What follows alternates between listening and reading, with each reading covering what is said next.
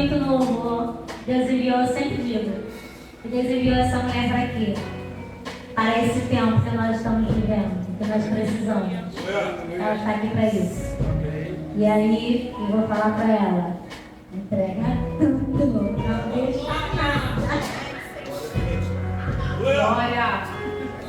Graça e paz, igreja. É uma honra estar aqui com os irmãos. Estava saudade de vocês, que eu passei uns dias aí com a família. Foi com a bênção, com o desatalho para os caminhos. Eu creio. E fui mesmo de uma forma inimaginável, porque eu passei a semana passada toda ruim. Ruim, saúde mesmo. É difícil ficar eu cuido de todo mundo lá em casa, mas essa semana passada eu passei. Eu já comecei desde semana comigo aqui, eu já estava na metade do culto. Né? Eu estava com otite, os 2 ouvidos, ainda estou em um, mas mesmo assim, não saiu, gente. Não deixei isso me abalar. E nada pode nos abalar quando o Senhor nos chama, quando o Senhor nos proporciona algo de sobrenatural para as nossas vidas.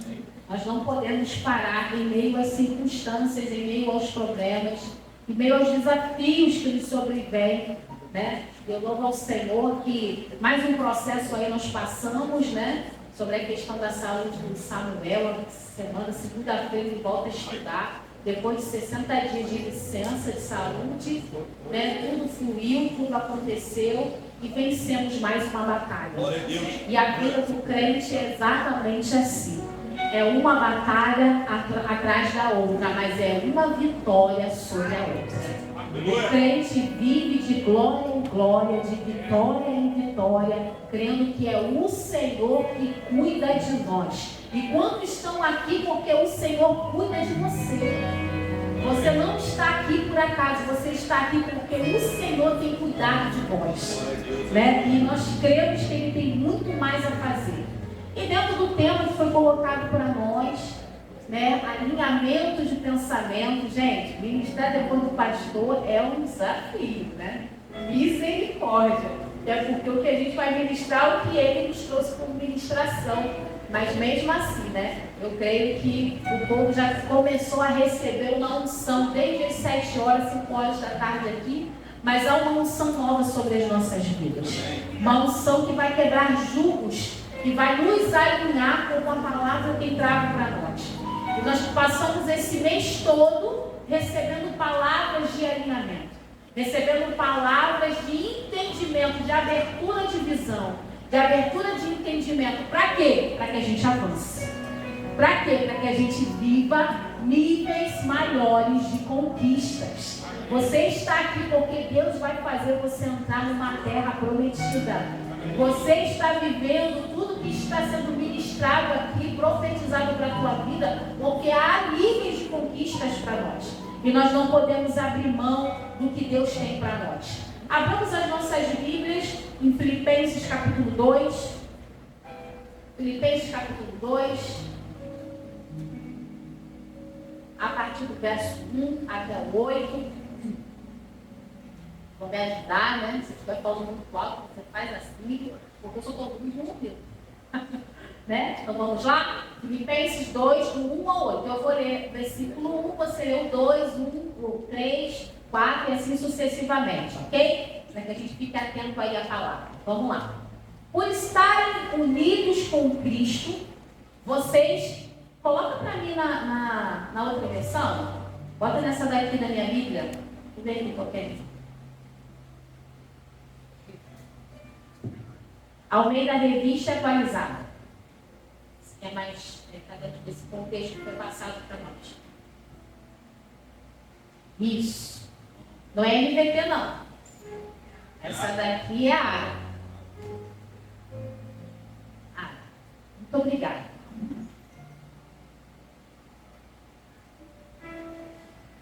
ALA. Por aí. Isso. Vamos lá. Se há, pois, alguma exortação em Cristo, alguma consolação de amor, alguma comunhão do Espírito, Se há entranhados afetos e misericórdia, verso 2, podem ler. Completar é a minha alegria, de modo que penseis a mesma coisa, tenhais o mesmo amor, sejais unidos de alma, tendo o mesmo sentimento. Nada façais por partidarismo ou vanglória, mas por humildade, considerando cada um os outros superiores a si mesmo. Verso 4. Não tenha cada um em vista o que é propriamente seu, senão também cada qual o que é dos outros. Verso 5. Tende em vós o mesmo sentimento que houve também em Cristo Jesus. Verso 6. Pois subsistindo em Deus, não julgou como usurpação o ser igual a Deus. Verso 7. Antes a si mesmo se esvaziou, assumindo a forma de servo, tornando-se em semelhança de homens e reconhecido em figura humana. Verso 8. Assim ele se humilhou, tornando-se obediente até a morte e morte de cruz. Exatamente. Esse texto para nós, quem escreveu foi o apóstolo Paulo, quando ele estava entregando uma carta, né? Ele estava preso, ele estava aguardando, né, o seu momento lá, né? Ele escreve essa palavra enquanto estava preso em Roma, aguardando o seu julgamento.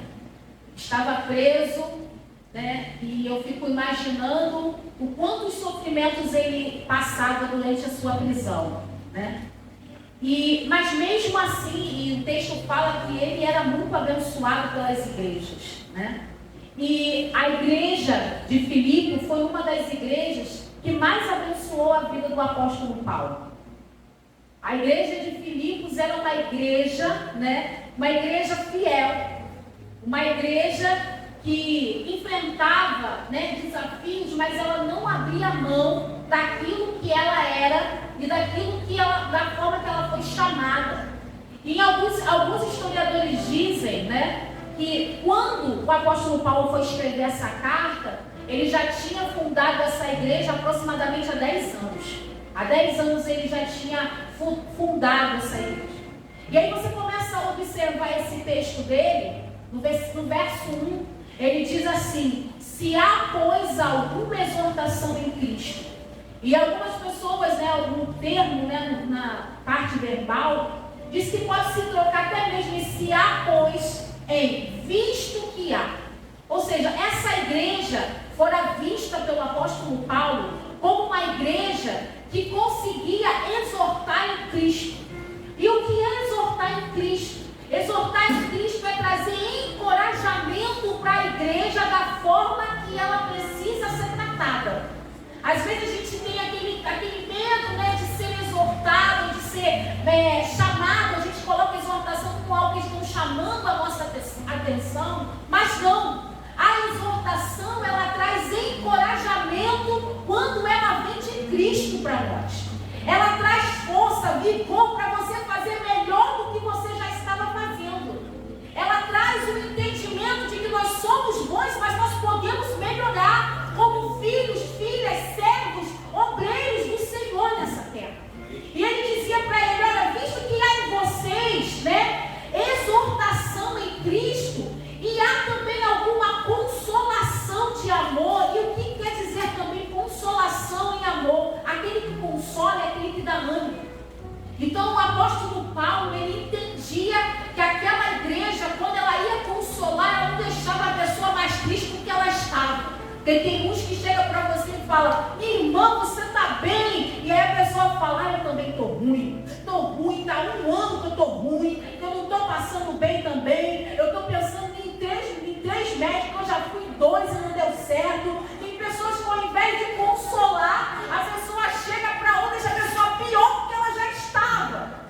Só que aquele que consola em amor, ele traz vigor, ele traz encorajamento, ele se une com aquele que está em Cristo, para eles entenderem que eles são nova criatura e que vão vencer aquela adversidade.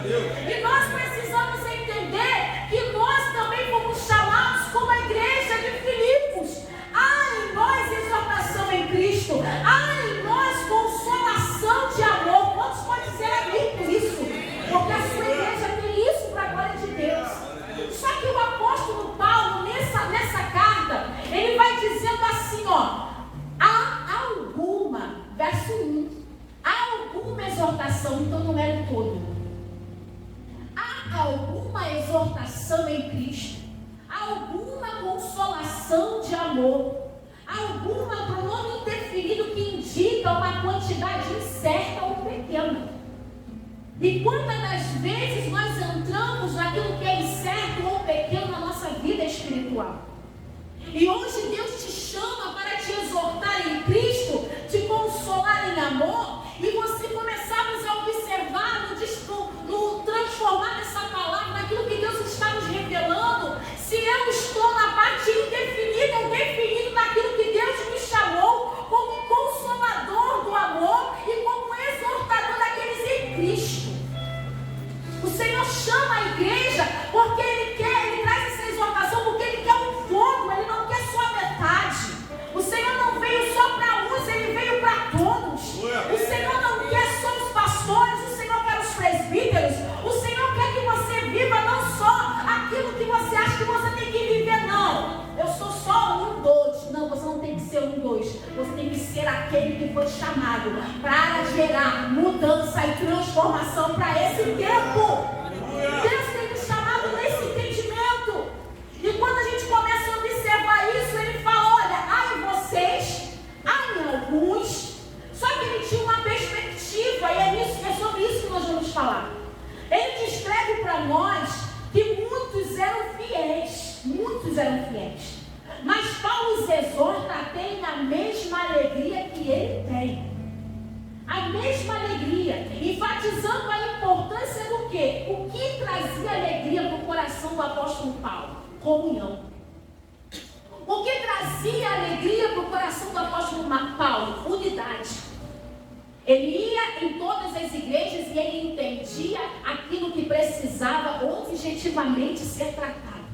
E quando nós nos entregamos como igreja, nós temos que saber exatamente o que precisa ser tratado em nós. Não podemos ficar na zona de conforto, no piloto automático, deixar as coisas acontecerem naturalmente. Se Deus te chamou para uma obra, não é só para você acostumar a fazer aquilo que você foi chamado para fazer. Deus tem te chamado para você sempre ir além e viver novos níveis, fazer novas coisas na casa dele, porque eis que tudo se fez novo. As coisas velhas se passaram, meus irmãos. Se Deus te chamou para alguém lá 400 anos, hoje Deus te chama para algo maior. Não, talvez não para ser um diácono só, mas um obreiro chamado para honrar o nome do Senhor de forma diferenciada. Deus tem isso para nós. Porque não é o carro que te faz, é você que faz acontecer naquilo que Deus te chama. Naquilo que você é chamado. Você tem que pensar assim, eu preciso ser o melhor naquilo que eu faço. Porque é para o Senhor. É para o Senhor. Às vezes pensamos, vai ser, eu vou fazer, mas vou ver como vai ser feito. Não, faça para o Senhor. Senhor, toda honra, toda glória e todo louvor é para o Senhor. Então eu vou dar o meu melhor. E Paulo, ele diz isso e agradece mesmo os cristãos, os filipenses, pela sua generosidade. Ele compartilha que todos são chamados a ter a Cristo como modelo. Todos nós somos chamados a serem filhos, a serem pequenos cristos, aonde nós, o Senhor tem nos plantado. Se o Senhor tem te plantado no emprego, Deus tem te chamado a você ser um pequeno Cristo. Se você está no trabalho, se você está no meio de um ministério, Deus tem te chamado para ser um pequeno Cristo. E esse texto, ele fala isso para nós por quê? Porque a comunhão verdadeira não se sustenta apenas com boas intenções, mas com uma mentalidade alinhada ao reino. A minha mentalidade, o que primeiro muda? A minha mente. Por isso que nós temos que ter um pensamento como o de Cristo. Porque se nós formos ser levados por aquilo que a nossa mente foi gerada, da forma que nós fomos criados, muitos de nós fomos criados e somos aqui sobreviventes de uma história difícil de vida. Todos nós aqui passamos por situações complicadas, traumas, problemas familiares. Mas quem muda essa realidade? Uma mente gerada pelo Senhor. Eu preciso entregar a minha mente para que seja gerado o pensamento de Cristo sobre mim. Porque esse texto quer dizer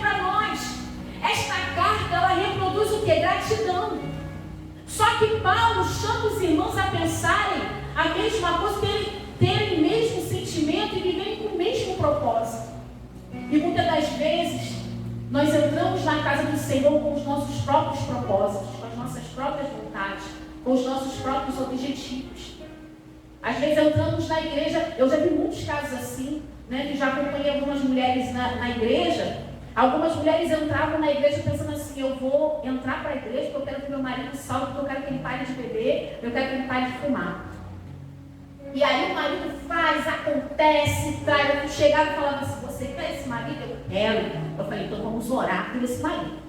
E o marido larga tudo, larga a prostituição, larga a bebida, larga o cigarro, aceita Jesus e vira um grande obreiro da casa do Senhor. Aí quem fica fraco na fé? A mulher.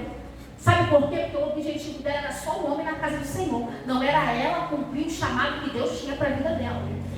E muitas das vezes isso acontece conosco. Eu entro na igreja com o meu propósito, com as minhas vontades, com os meus objetivos. E não paro para tratar a minha mente e começar a fluir naquilo que Deus tem me chamado, com o pensamento de Cristo, com o chamado que Ele tem para a minha vida. Não é mais tempo de ficarmos procurando ter uma boa casa, claro que precisamos, mas ficar já vivendo, buscando coisas só materiais, irmãos. É o tempo de nos levantarmos como pequenos Cristo para cumprir o chamado de Deus nessa terra, porque Jesus está voltando. Quando Jesus encontrar contigo naquele grande dia, a primeira coisa que Ele vai perguntar é: mostre nas suas mãos. Eu tenho aqui uma casa na região serrana, eu tenho uma casa lá na costa, eu tenho um barco, eu tenho um carro do ano. Não, irmãos, não é isso que vai fazer você entrar. Você vai entrar, irmãos, mas o que vai fazer ser a diferença na sua vida é quantas almas você ganhou. É quanto você foi um com seu irmão. É quanto você serviu. É o quanto você se entregou para aquilo que Deus te chamou. E nós não temos, nós muitas das vezes esquecemos disso. E essa igreja, ela esqueceu. E Paulo, ele começa a chamar a igreja: olha, vocês precisam viver em unidade e não apenas em atitudes. Porque eu sei que muitas das vezes nós falamos assim: eu chego assim, cara, eu amo a minha pastora. Eu amo a minha pastora, mas quando eu sinto um dentinho que ela sente, irmão, dá ruim. Dá ruim. Mas eu preciso continuar dividindo o fardo, dividindo o peso, para que a glória de Deus seja estabelecida no meio de nós. Porque não é nada sobre mim, não é nada sobre a pastora Raquel. Ela é um vaso, ela é um vaso de barro, e nós temos um oleiro que nos quebra, nos faz de novo, e quebra, e nos faz de novo. Mas o que não pode deixar de ter é o vaso, porque a unção é derramada, e há necessidade de vaso de barro nesse lugar, para que haja atuação do Espírito Santo de Deus sobre as nossas vidas. Porque é essa unção que quebra as luvas, é essa unção que muda a nossa visão, o nosso entendimento. E nós temos que ter esse entendimento. Nós temos que viver o que Deus tem nos chamado para viver nesse tempo. E esses dias nós temos visto que muitos estão abrindo mão. Muitos têm abrido mão do chamado de se alinhar com o pensamento de Cristo. Porque para nos alinharmos ao pensamento de Cristo, há uma necessidade de esvaziamento de nós mesmos. Há uma necessidade de eu abrir mão dos meus desejos, das minhas vontades. E não é fácil. Não é fácil. Não é fácil abrir mão daqueles momentos que você acha que você está certo. Não é fácil você abrir mão de você ouvir e ver situações que muitas das vezes não te satisfazem, mas que você tem que se calar, porque é necessário.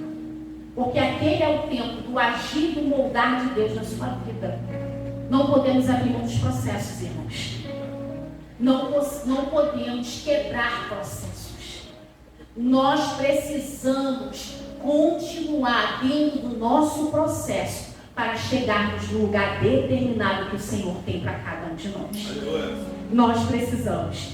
E esse texto ele fala para nós: olha, você precisa abrir mão daquilo que nós somos, porque o texto revela que pensamentos desalinhados geram atitudes erradas, geram atitudes que ameaçam a igreja, geram atitudes que podem te afastar do propósito de Deus, que pode trazer esfriamento para a sua vida. E é por isso a necessidade desse alinhamento. Porque a preocupação do Senhor para conosco é que a gente não se perca dentro da casa do Pai. É para que a gente não se perca dentro da casa do Pai. E essa era a preocupação com esses alguns que ainda não estavam cumprindo aquilo que precisavam se tratar. Essa era a preocupação do apóstolo Paulo, mesmo distante. E você imagina se o apóstolo Paulo, preso, passando por um monte de aflições, estava preocupado com a igreja de Filipos. Eu imagino o nosso pastor que nos vê todos os dias e toda hora sabe da nossa dificuldade. Imagina Deus. Imagina o Espírito Santo que habita dentro de você. Nós precisamos estar atentos ao que o Senhor tem nos chamado. E ele fala, no Filipenses capítulo 12, ele fala assim, olha, ele pensava nessa questão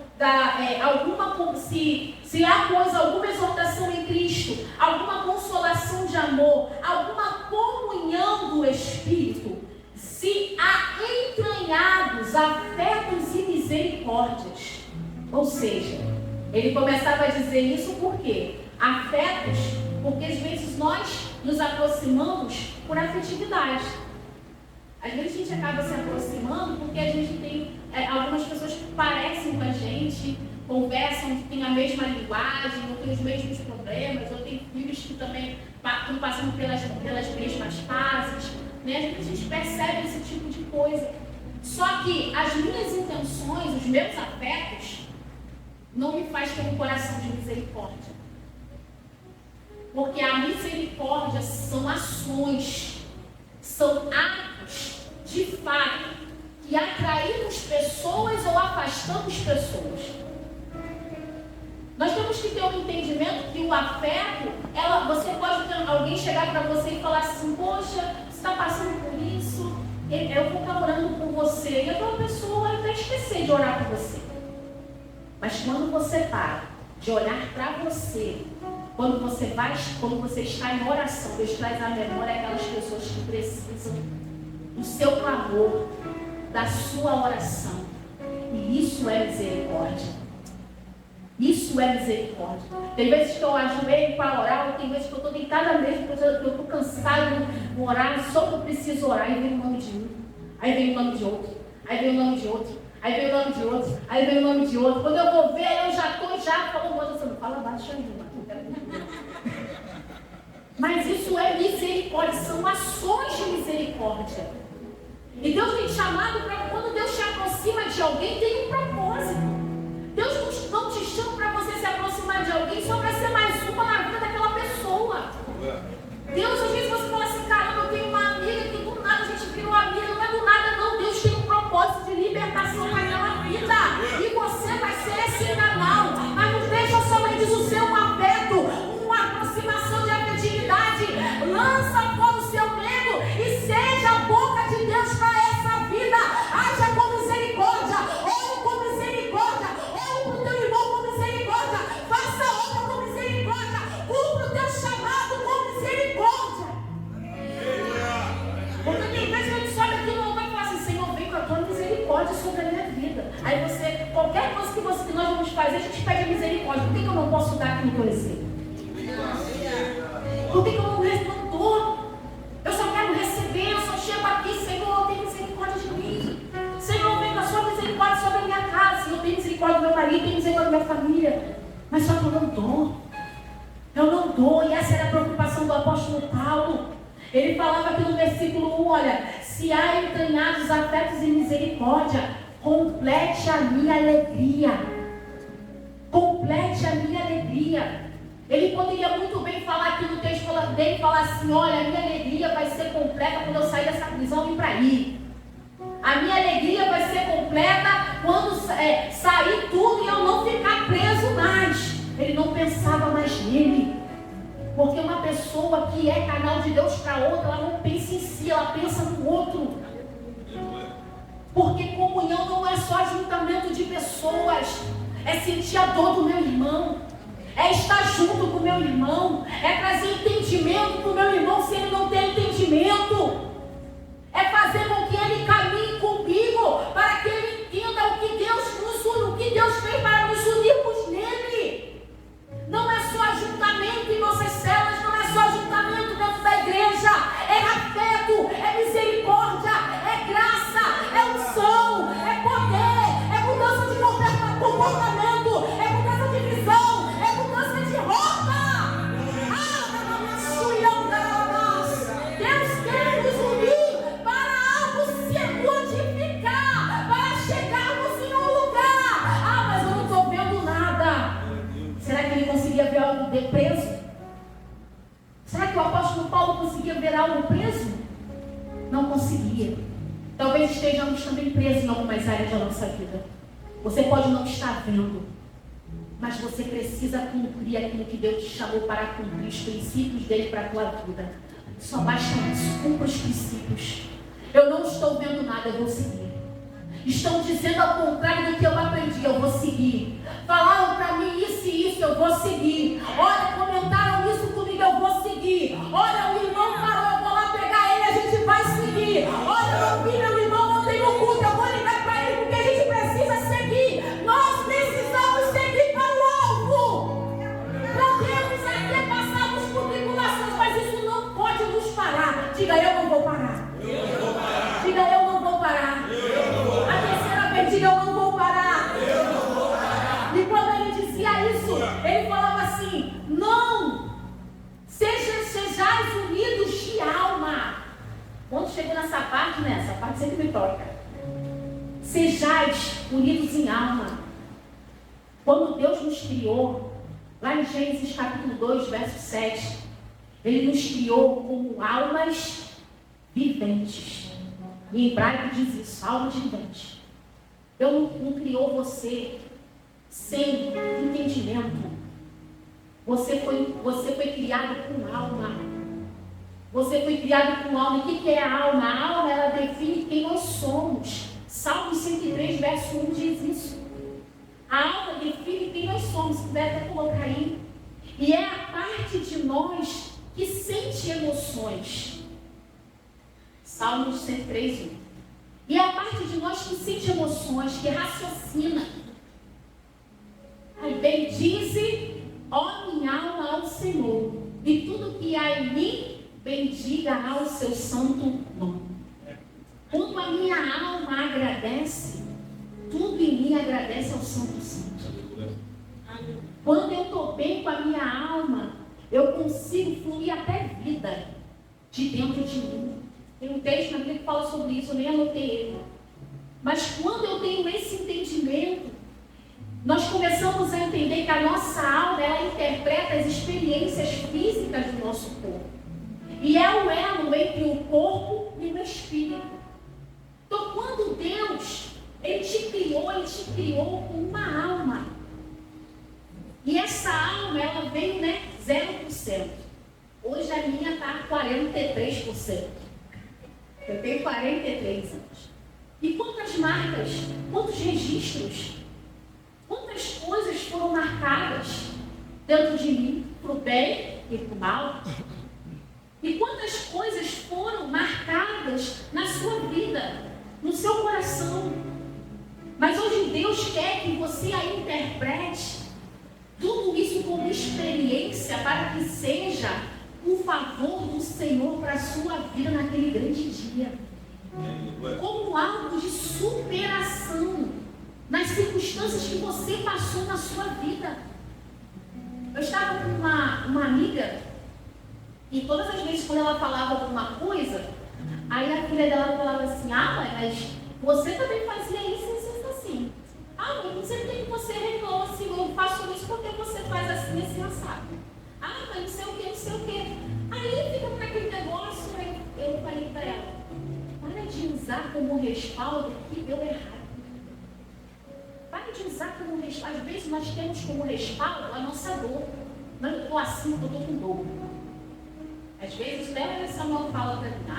você está com dor.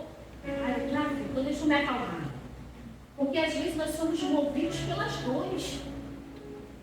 E eu quero te dizer, irmãos, nós temos que ser movidos pelas expectativas do Senhor, trazer à memória aquilo que nos dá esperança. Faça a sua alma ter esperança. Faça a sua alma te trazer isso como experiência e como peso de glória para a sua vida. Porque aquilo que você passa hoje será o seu grande testemunho amanhã. Aquilo que você sofre hoje vai ser aquilo que você vai encontrar pessoas que vão precisar superar. E nós não podemos abrir mão nem dessas situações que nós passamos. Eu lembro que teve assim, vocês sabem que a minha sogra hoje é minha vizinha agora, amada, né? Maravilhosa, né? Muito bem. Mas há 15 anos atrás, ela fazia questão de não se relacionar comigo, de forma alguma. E eu perguntava para meus cunhados, por quê? E aí meus cunhados falavam, não sei.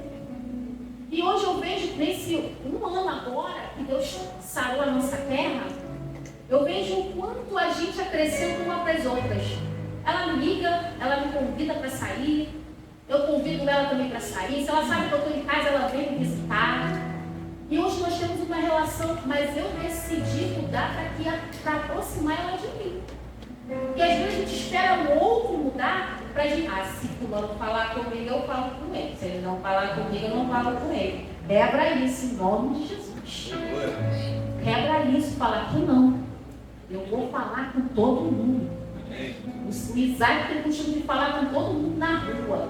Não é só na rua, a gente sabe esses dias aí, ele está dando carro embaixo, dando tchau para todo mundo. Você conhece o Isaac? Não conheço não, ele fica dando tchau para todo mundo. Criança é assim, sabe por quê? Porque ela tem uma alma pura. Mas a gente já acha assim, ele olhou errado, e não falou comigo, e não conversou comigo. Quebra isso em nome de Jesus, você é boca de Deus para esse tempo. Às vezes aquele dia, aquela pessoa precisava do teu sorriso para ela. Às vezes naquele dia que ela fez cara feia, ela estava com dor de cabeça, e ela precisava de receber uma palavra de cura naquele dia. E nós não podemos abrir mão de sermos canal de Deus para esse tempo. Que expectativas através da tua alma. Porque quando ele fala da alma, ele fala assim, da sua alma e dos seus pensamentos. Da sua alma, ele fala no versículo 2, sejais unidos de alma, tendo o mesmo sentimento. E nessa situação aqui, o mesmo sentimento que eu falo é o sentimento de amor. E que amor é esse? É o nosso amor que é pai? Não, é o amor de Cristo. É o amor de Cristo para conosco, porque o amor dele é perfeito. O amor dele é perfeito. E aí nós começamos a entender, porque ele quis dizer isso sobre a nossa alma e o nosso espírito. O apóstolo Paulo ele pede para viver em harmonia, tendo o mesmo amor, sendo unido na alma e mente. Por quê? Porque são sentimentos e esses sentimentos precisam ser transformados e moldados pelo Senhor. Porque tem pessoas que têm sentimentos errados, porque aprenderam errado. Tem pessoas que amam de forma incorreta, né? Mas o Senhor ele vai nos ensinando a amar como Ele nos amou. A amar como Ele nos amou. E às vezes eu fico pensando nisso, Senhor, eu quero amar o meu irmão como o Senhor me amou. Quando é difícil perdoar, Senhor, eu quero perdoar o meu irmão como o Senhor me perdoou. Porque eu sei quantas coisas o Senhor me perdoou. E temos que olhar primeiro para nós. E quando a gente olha para nós, a gente começa a observar que amor foi esse.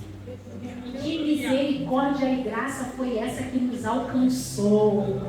E que hoje fazemos parte de um povo que vai morar nas regiões celestiais e viver dias de glória e de honra junto com o Pai.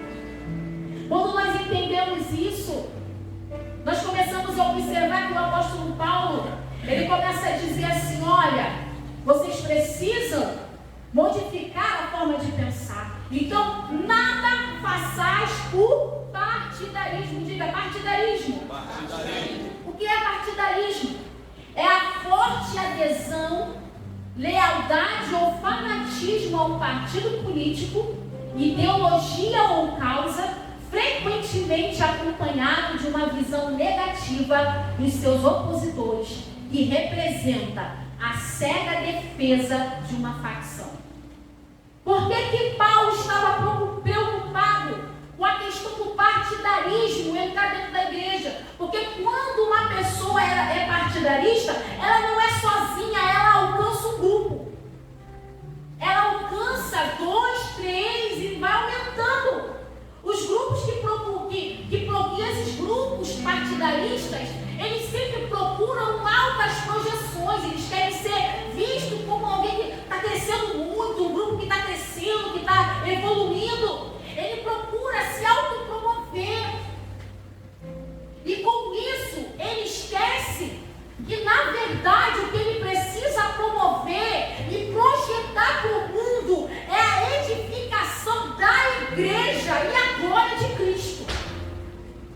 Temos um entendimento, né? Não. Ainda mais eu que trabalho num lugar, né, político. É muito comum partidarismo. Você é de quem? Ah, eu sou de fulano. Você é de quem? Eu sou de ciclano. Né?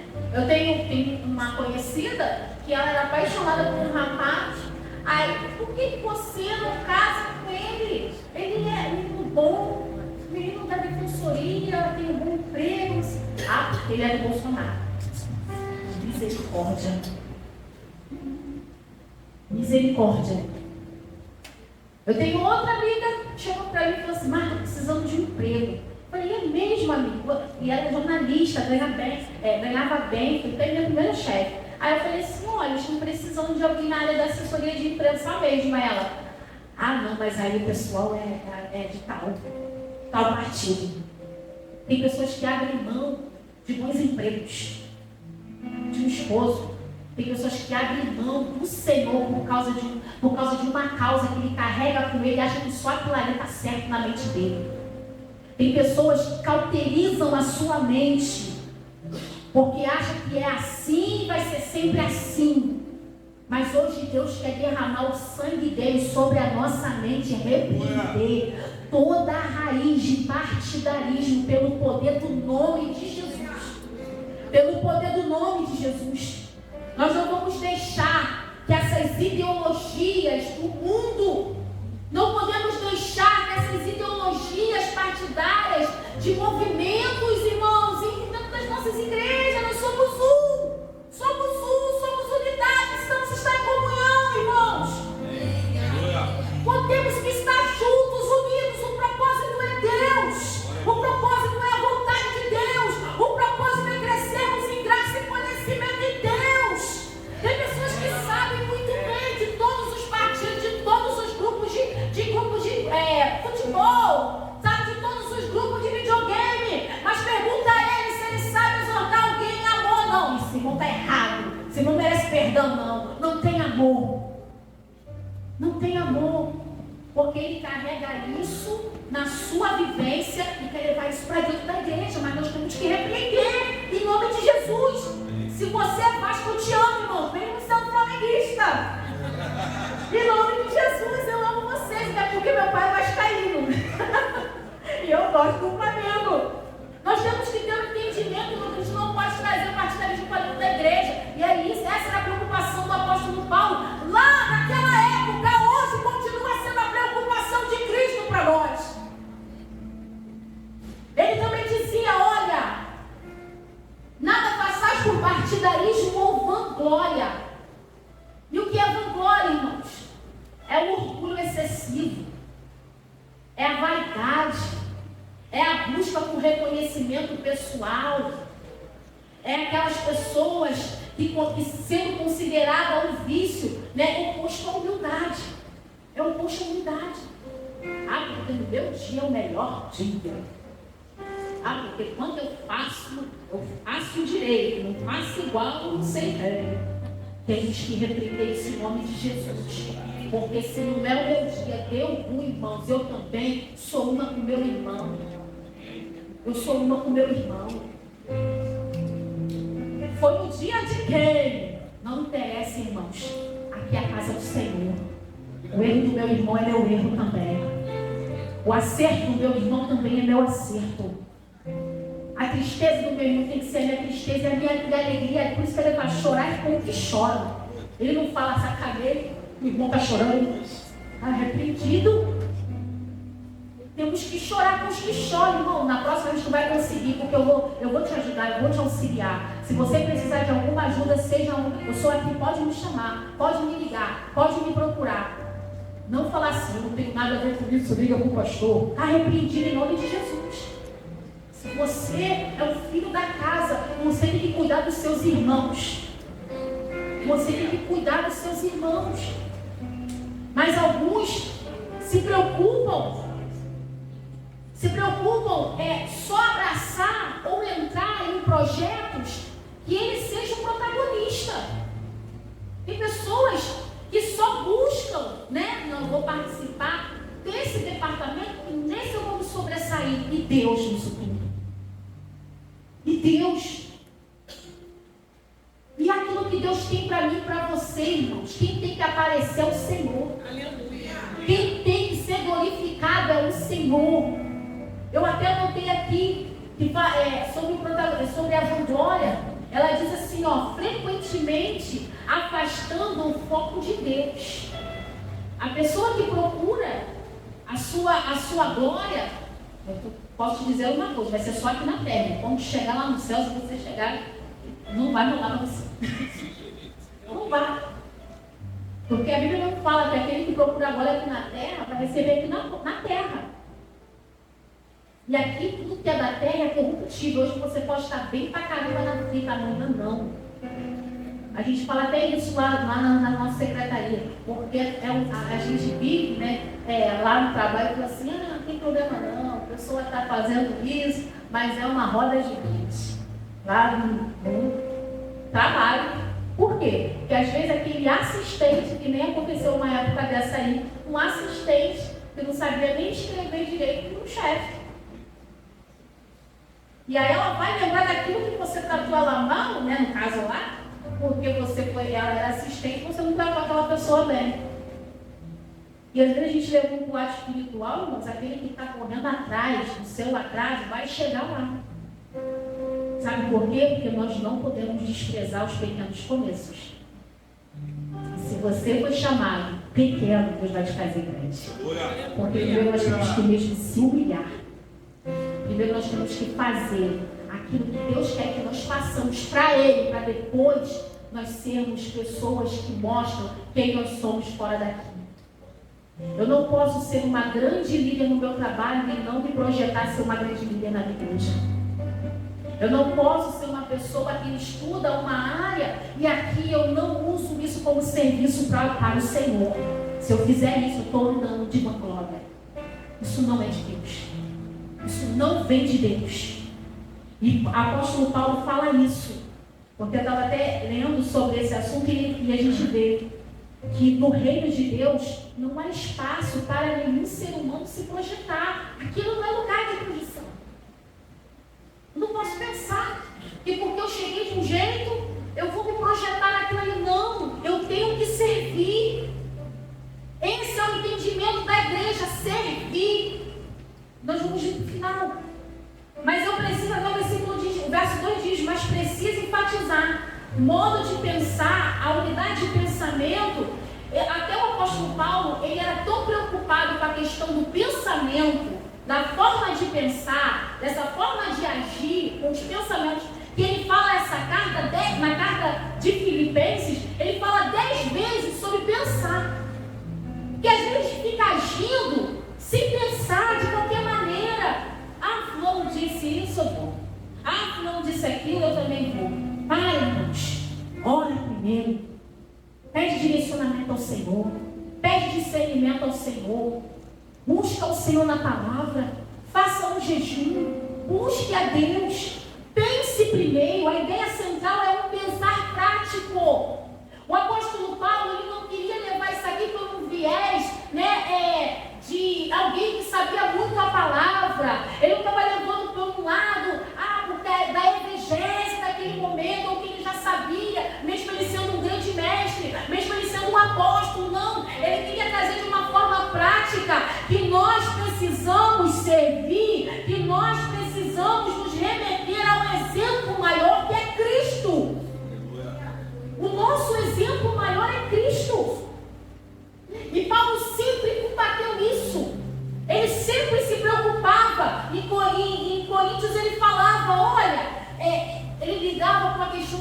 personalidade, que as pessoas ficavam assim, porque eu sou de fulano, porque eu sou de ciclano, eu sou de Paulo, eu sou de Cefas. E ele falava assim, olha, não, eu plantei, Apolo regou, mas o crescimento vem de Deus. Aquilo que eu faço é para ser canalizado para o Senhor. E essa era a preocupação do apóstolo Paulo em todas as cartas que ele levava para os homens. Sim, você é um obreiro. Você não pode se envaidecer, você tem que levar a glória para o Senhor. Você tem que levar a glória para Ele. Porque se quando a gente não leva a glória para Ele, a gente rouba a Deus. E Deus não chamou aqui ladrão. Deus chamou homens lavados, mulheres lavadas pelo sangue de Cristo. Não podemos roubar, porque a glória é dele. A glória é do Senhor. E quando eu não dou glória ao Senhor por aquilo que eu faço para o reino, eu ameaço a comunhão entre os meus irmãos. Eu ameaço. Quando eu acho que eu estou fazendo melhor que o meu irmão, estou ameaçando a unidade. Porque eu sou uma com vocês, irmãos. Não sou melhor, não sou pior. Somos uma, irmãos. Se você cresce, eu estou crescendo. Se você rompe, eu estou rompendo. Se você está ganhando, eu estou ganhando. Se você está vivendo o que Deus te chamou para viver, eu também estou vivendo. Eu tenho que entender que é junto com o meu irmão que eu cresço. É junto com o meu irmão que eu honro, que eu vivo. A honra que Deus tem para a minha vida não está em mim, está em vocês. A honra que Deus tem para um obreiro está na vida do outro obreiro. Nós precisamos desenvolver essa mente em Cristo. Mas muitas das vezes a gente não consegue. Por quê? Porque a gente fica assim, qual é o pastor que eu vou seguir? Aí você vê que o pastor é falho. Somos falhos, somos pequenos. Estamos aqui também em tratamento, em processo. Nós estamos aqui também crescendo junto com você. Só que Paulo logo quebrou essa questão de olhe para Epafrodito, que era o pastor que estava cuidando daquela terra. Não, olhe para Cristo. Olhe para Cristo, sabe? Porque quando você olha para Cristo, você vê que Ele abriu mão da sua glória. Olhe para Cristo, porque Ele não julgou. Ele foi um com o seu Deus. Ele falou, olha, tende em vós o mesmo sentimento que houve também em Cristo Jesus. A perspectiva de Paulo não era ninguém olhar para o irmão que estava passando por algum problema ou alguma questão de personalidade, erro de personalidade ou falta de caráter. Não, olhe para Cristo. Tenha a sua perspectiva no olhar em Cristo. Porque quando você olha para Cristo, você olha para o teu marido está te dando problema, eu vou olhar para Cristo. Aí ele fala, pense aqui, não tenha, versículo, nada façais do partidarismo, verso 5, tende em vós o mesmo sentimento que houve também em Cristo Jesus. Eu tenho dificuldade em me relacionar com alguma pessoa, tende o pensamento de Cristo em vós. Eu não consegui explicar o que eu queria explicar, não entendeu de outra forma. Irmãos, tende em vós o mesmo sentimento que houve também em Cristo Jesus. Tenha as atitudes de Jesus nas suas atitudes. Foi isso que Paulo quis dizer. Porque Jesus, ele não se apegou aos seus direitos. Jesus não se apegou à sua glória. E qual eram os direitos dele, gente? Jesus, filho, vivia na glória. Ele tinha poder, ele abriu mão. A única coisa que Jesus não abriu mão foi os atributos. Mas o resto ele abriu mão. Ele se esvaziou de si mesmo. Ele abriu mão de si. Sabe para quê? Não era para ser pastor, não. Você acha que é o top da igreja? Jesus não abriu mão da sua glória para ser pastor. Ele abriu mão da sua glória para ser servo. Dentro da nossa questão aqui eclesiástica, ele abriu mão da glória dele para ser obreiro. Ele quis nem ser diabo. Ele quis ser servo. Ele se esvaziou de si para assumir a natureza humana. E às vezes nós mulheres falamos assim, eu não queria ser mulher, eu queria ser homem. Porque ele não sente nada que eu sinto. Deus abriu mão de ser Deus para assumir a nossa natureza humana. Ele abriu mão da natureza divina. Não, ele junto, né? Ele foi 100% Deus, 100% homem. Mas ele trouxe para si as dores que nós sentimos. Ele cansava, irmãos. Ele não deitou lá no barquinho, começou a tempestade. Ele lá dormindo, o povo acorda, Jesus, a gente vai morrer aqui.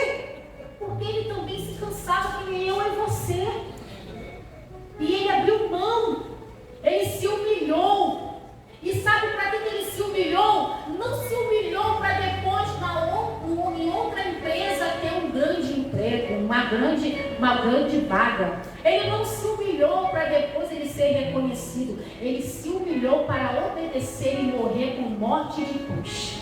A pior morte que existia naquela época e até hoje era a cruz. Às vezes a gente está passando por... Ai, Jesus, eu já sinto só um pouquinho, não quero passar mais nada, Senhor. Já chego, já estou sofrendo muito. Ele sentiu a morte, irmãos. Sabe o que é cruz? É morrer ali, ó, parado ali, não é matar ali, não.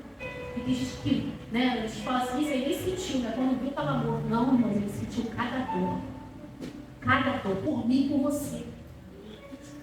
Aquela morte sofrida foi o que Jesus sofreu por mim e por você. E ele fez isso por obediência. E muitas das vezes nós não queremos obedecer uma missão que Deus nos dá. A gente já reclama, a gente já fala, a gente já murmura, a gente já fala, será que tem que ser dessa forma? Tem uma forma mais fácil. Por que tem que ser desse jeito? Porque Deus mandou, porque Deus direcionou, porque eu estou aqui para cumprir, eu não estou aqui para mandar em Deus. Eu acabei de falar isso lá em casa, Samuel. Quem é que manda aqui, Samuel? Aí, a senhora, exatamente. E às vezes acho que Deus só falta olhar para ele e falar assim, quem está mandando aqui? Porque a gente quer se mandar. A gente quer fazer o que a gente quer. Não, porque, não, mãe, faz assim que é mais fácil. Não, eu quero fazer assim. Eu quero fazer assim, porque é assim. E às vezes a gente quer inventar a roda. Olha para Cristo, irmãos.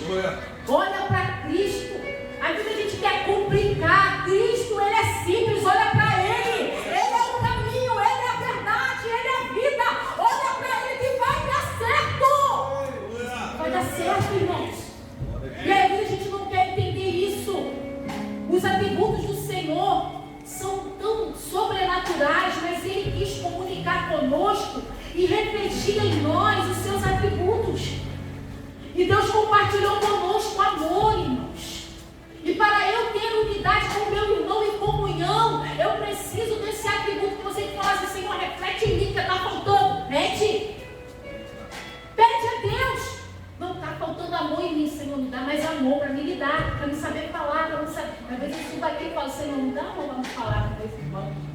É porque às vezes eu me falar coisas assim, às vezes acaba dando também, mas é porque eu preciso, irmãos. Não fala assim, porque eu sou. Não, é porque eu sei o quanto eu tive que aprender. Porque da mesma forma que você aprende, você repassa. Entendeu? Você repassa da mesma forma. Então vamos abrir outro atributo que o Senhor nos deu, santidade. Ele falou para nós o que? Sede santos como eu sou santo. Ser santo é ser separado do mundo, não do seu irmão. É ser separado do mundo. Porque às vezes você se comunica mais com quem está lá fora as suas mazelas do que procurar com os santos, para procurar ele, para falar das suas necessidades e orar para que aquilo seja mudado na tua vida. E aí você vê que as coisas não saem do lugar, porque estou procurando a pessoa errada.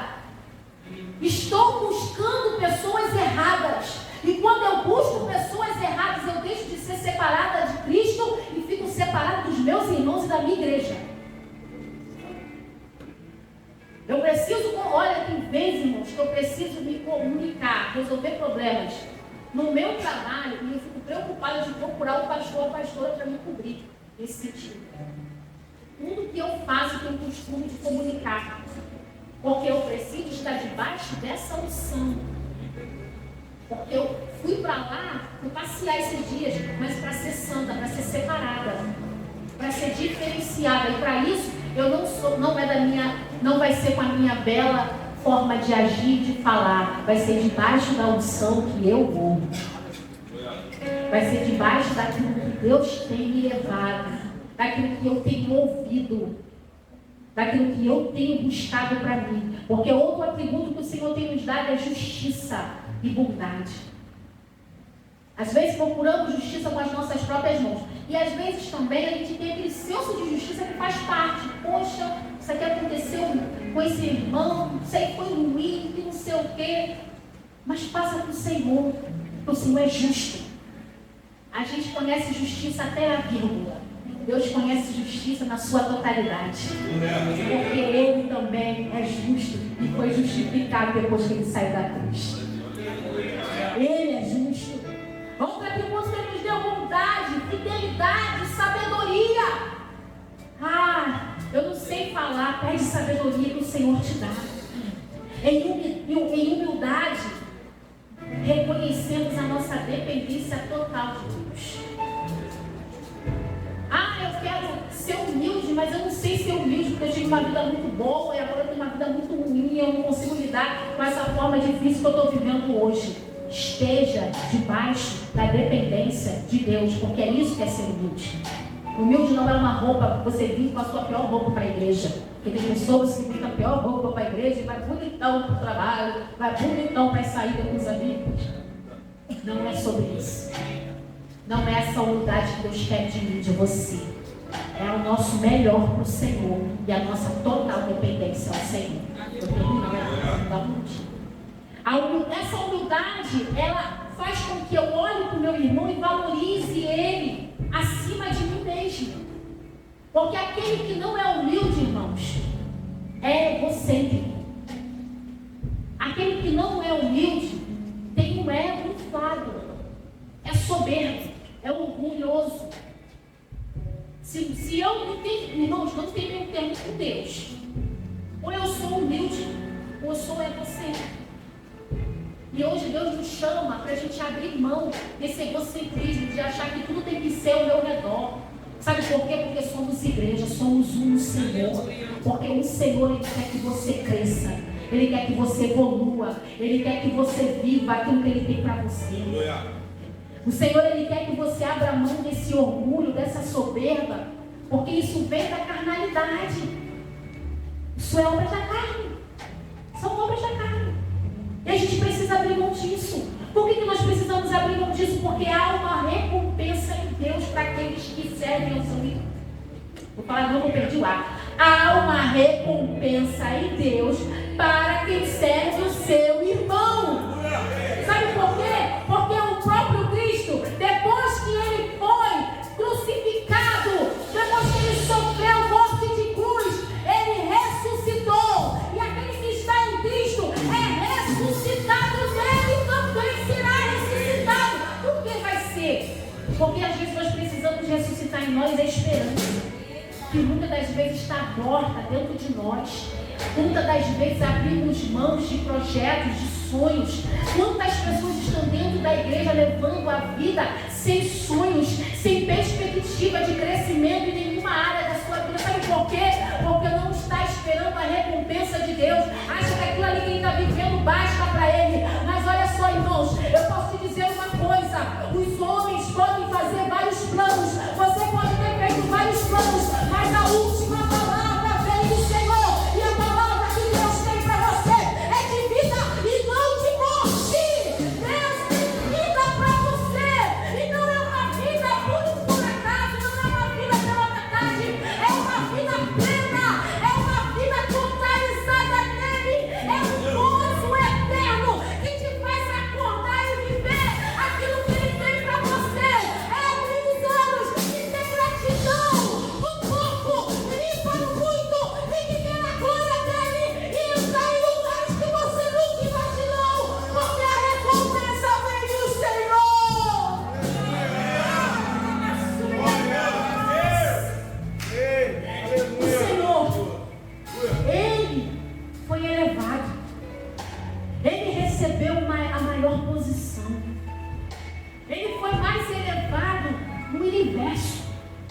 Esse é o Cristo que você sabe.